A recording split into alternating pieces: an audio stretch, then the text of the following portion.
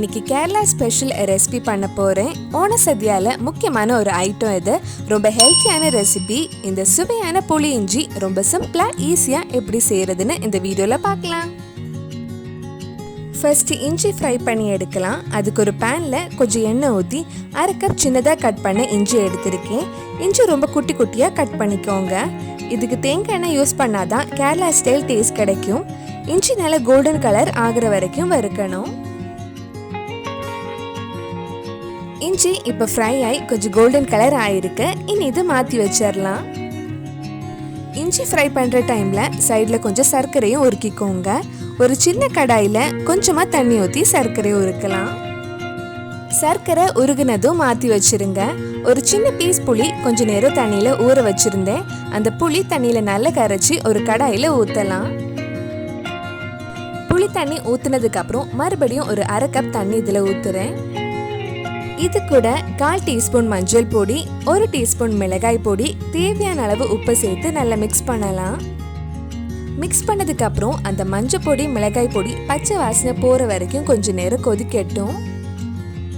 கொதிச்சதுக்கு அப்புறம் நம்ம வறுத்து வச்சிருந்த இஞ்சி இதுல போடலாம்.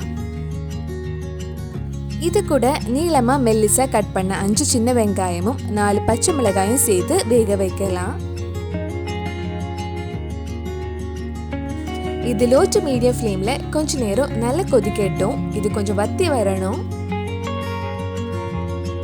கொஞ்ச நேரம் கொதிச்சு கொஞ்சம் வத்தினதுக்கு அப்புறம் நம்ம உருக்கி வச்சிருந்த சர்க்கரை இதுல ஊத்தலாம். சர்க்கரை வடிகட்டி ஊத்துனதுக்கு அப்புறம் நல்லா மிக்ஸ் பண்ணி விட்டுக்கோங்க. இது இன்னும் கொஞ்ச நேரம் லோ ஃப்ளேம்ல கொதிக்கட்டும். தண்ணி எல்லாம் வத்தி அழகா ரெடியாகி வரும். பார்க்கவே ரொம்ப நல்லா இருக்கும்.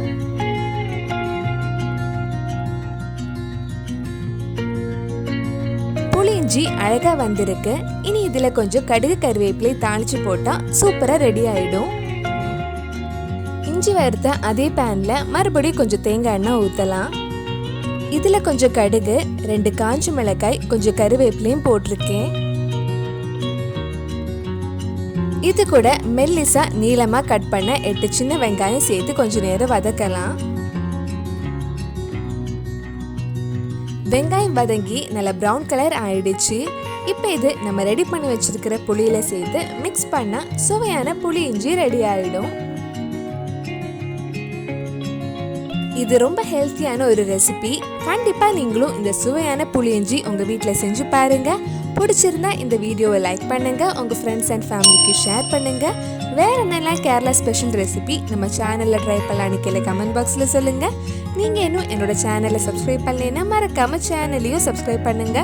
கூடவே அந்த பெல் ஐக்கனையும் பிரஸ் பண்ணா நான் புது வீடியோ போட்ட உடனே உங்க போனுக்கு நோட்டிஃபிகேஷன் வந்துடும்.